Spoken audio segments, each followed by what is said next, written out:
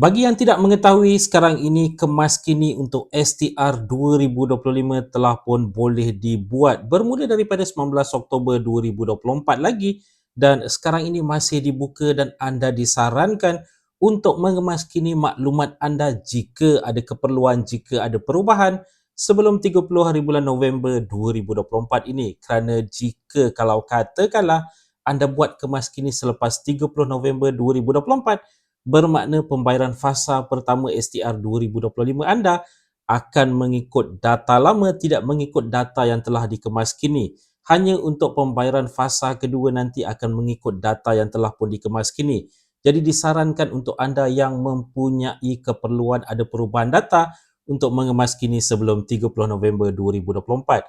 Dan sekarang ini telah pun dipermudahkan cara untuk mengemas kini jika dibandingkan sebelum ini. Ada kemas kini untuk maklumat asas, ada kemas kini untuk rayuan tambahan dan sebagainya. Tapi sekarang ini telah pun dipermudahkan yang mana hanya ada satu ikon, satu button saja yang perlu anda klik, iaitu kemas kini permohonan.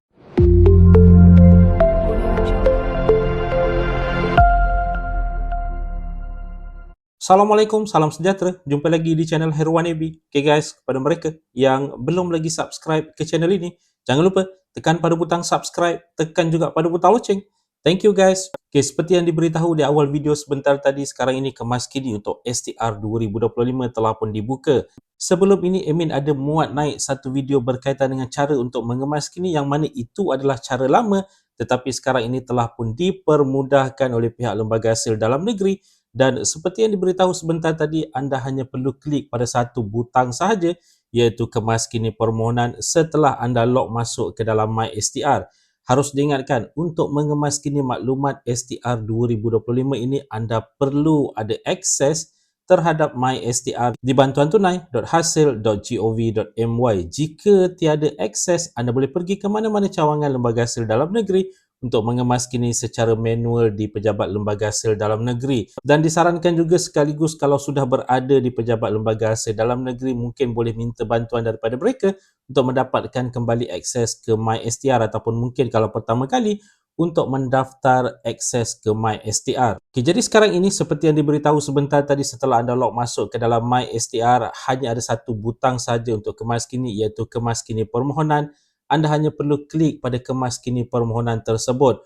Okey, sekarang ini kalau katakanlah ada perubahan status, sebagai contoh bujang ke berkahwin. Okey, anda hanya perlu menukar status anda daripada bujang ke berkahwin, dan akan ada tertera informasi di situ mengatakan bahawa anda perlu memuat naik dokumen sokongan, iaitu sijil perkahwinan, untuk menyokong informasi ataupun update yang telah pun dilakukan. Kalau anda tidak boleh memuat naik dokumen sokongan dalam tempoh 7 hari, anda boleh pergi ke mana-mana cawangan lembaga hasil dalam negeri untuk menyerahkan salinan sijil perkahwinan ataupun membawa sijil perkahwinan yang asal untuk proses verifikasi. Okey, begitu juga dengan pertambahan anak dan sebagainya, yang mana anda perlu memuat naik dokumen sokongan. Kalau gagal untuk memuat naik dokumen sokongan secara dalam talian, anda boleh pergi ke mana-mana cawangan lembaga hasil dalam negeri untuk menyerahkan salinan ataupun menunjukkan salinan asal kepada pihak lembaga hasil dalam negeri. Jadi sekarang ini di butang yang sama juga anda boleh mengemas kini berkaitan dengan maklumat akaun bank, berkaitan dengan maklumat asas, pekerjaan, maklumat waris dan sebagainya. Telah pun dipermudahkan sekarang ini, seperti yang diberitahu sebentar tadi, hanya di satu tempat saja. Tidak lagi sekarang ini berada di dua tempat seperti sebelum ini, iaitu ada ikon untuk kemas kini maklumat asas, ada ikon untuk kemas kini bagi maklumat sebagai contoh pertukaran status, penambahan anak dan sebagainya.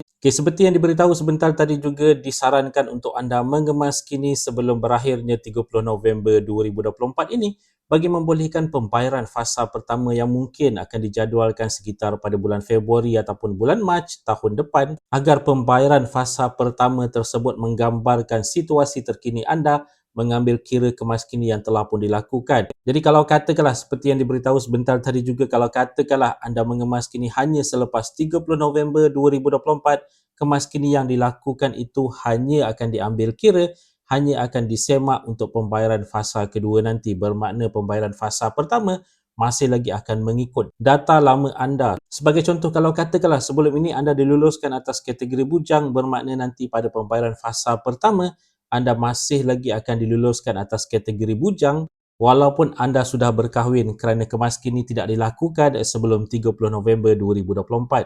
kecualilah, ingat tu, kecualilah jika secara automatiknya pihak lembaga hasil dalam negeri dapat mengesan maklumat terkini anda, yang mana kemas kini dilakukan secara automatik berdasarkan informasi yang telah pun diterima. Dan kepada mereka yang bertanya adakah mereka perlu mengemas kini walaupun tiada perubahan data, okey, harus diingatkan secara asasnya kalau tiada perubahan data tidak perlu mengemas kini, kecualilah kalau sudah 3 tahun berturut-turut anda tidak mengemas kini, anda disarankan untuk mengemas kini bagi mengelakkan terlepas pandang berkaitan dengan informasi yang mungkin sudah lapuk berada di dalam data anda. Jadi bagi mereka yang mungkin sudah lama, sudah 3 tahun ataupun lebih tidak mengemas kini, disarankan untuk menyemak terlebih dahulu data anda. Mungkin ada data-data sebagai contoh data asas, alamat email, alamat kediaman, nombor telefon dan sebagainya yang boleh dikemas kini bagi memudahkan urusan komunikasi antara pihak lembaga hasil dalam negeri dan juga anda. Sekali lagi diingatkan juga untuk mengemas kini ini anda perlu masuk ke dalam MySTR di bantuantunai.hasil.gov.my atau anda juga boleh menghadirkan diri ke mana-mana cawangan lembaga hasil dalam negeri yang berhampiran dengan anda. Okay guys, itu dia tadi sedikit sebanyak perkongsian di dalam video pada kali ini. Jika anda ada sebarang komen, sebarang pertanyaan, anda boleh tinggalkan di ruangan komen di bawah.